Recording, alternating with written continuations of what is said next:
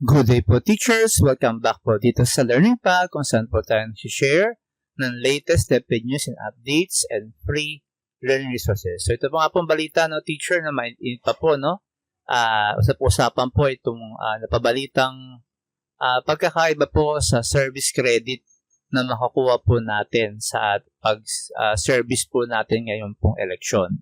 So bigyan ko lang po kayo ng a little background of this story. So, meron po nag-post regarding po doon sa service credit po ng teachers na doon po sa kanilang city ay nung nagkaroon po ng orientation, ang sinabi daw po ay 5 days.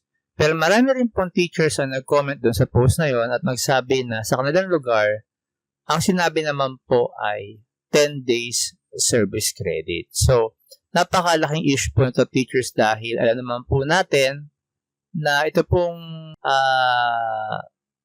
incentive na pabibigay po sa atin ng service credit ay napakalaking bagay para po ma-appreciate yung ating work as election officers.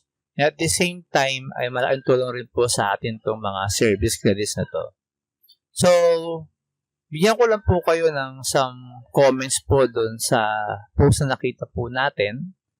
So, nakalagay po doon na mayroon po nag-comment na teacher na hindi po totoo yung 10 days service credit. So, siya yung nagtanong kasi nga may nag-share po ng post na sa kanilang pong city ay iba po yung sinabi po na numbers of service credit which is 5. Next po is meron po nag-comment na yes po iyan din sabi sa amin kahapon sa refresher na 5 days service credits. And then meron pong sunod ng mga nag-comments na ay bakit po sa iba sa atin dito sa NCR 10 days sa kanila tapos sa atin 5 days. Pero don't worry po dahil meron po marami pong lugar actually na sa kanila pong mga training sa COMELEC ay 10 days ang service credit according na po doon sa kanilang COMELEC lawyer. At meron pong nabanggit na meron pong napabalita na ang sabi daw po ay in-increase daw po talaga yung ating service credits from 5 days ay magiging 10 days. So para po maging fair at kailangan po natin ng mga references based po sa mga news agencies na talagang alam po natin na pagkakatiwalaan yung kanilang sources. Okay po, so i-research po natin yan. Yung totoo po talagang pong sabi ng COMELEC regarding po sa ating credit. So, maliban po sa service credits ay tumaas din po yung ating honorarium for May 2025 polls. So, congratulations sa mga teachers na nakapasok. Alam kong konti lang yung mga napiling mga teachers na mag-serve ngayon pong May 2025 polls.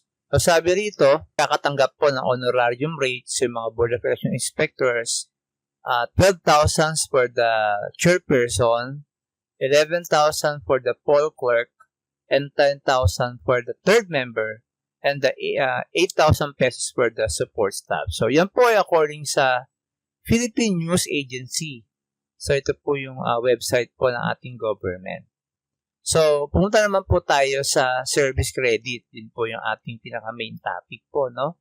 So, nag-search po ako sa internet sa mga news agencies. So, sabi po dito sa GMA News, COMELEC okays proposal to expand service credits for poll workers to 10 days. So, ito po ay na-publish ng February 25, 2025. So, nung nakaraang 2 months lang po yan.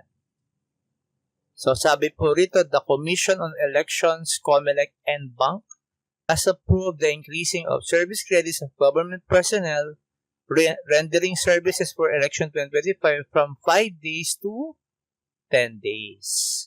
So, yan, and po na-approve na po ng COMELEC and Bank. So, 5 to 10 days. So, 10 days po talaga ang ating dapat na service credits. Dahil nga po, yan po ay na-approve na ng NBank ng COMELEC.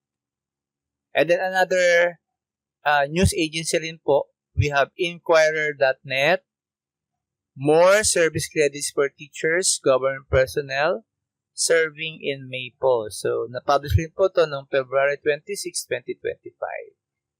So, the Commission election has approved.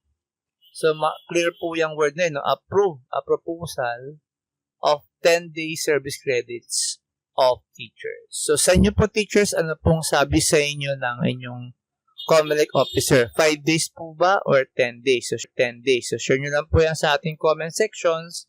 At ano po ang tingin yung reason bakit may mga ibang cities ang nagsasabi na 5 days lang sa kanila. So, you can share that in our comment sections para makapagbigay po tayo ng ating pong sariling opinion. So, yun lang po muna teachers at marami